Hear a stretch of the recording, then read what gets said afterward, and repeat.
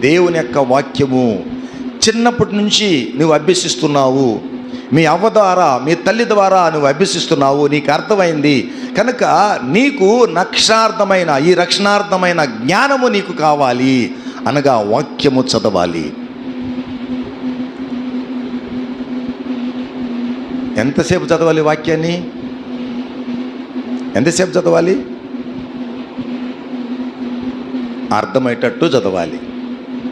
ఎంతసేపు చదవాలి? ఒకసారి చదివినా, రెండుసార్లు చదివినా అర్థమయ్యేటట్టు ఆయన ఎదుట మోకరించి పరిశుద్ధాత్మ దేవుని యొక్క అభిషేకం కొరకు నీవు ఆలోచన చేసి దాన్ని నేర్చుకున్నటకు ఆయన సన్నిధిలో సమయము గడపాలి. ఆమేన్, హల్లెలూయా.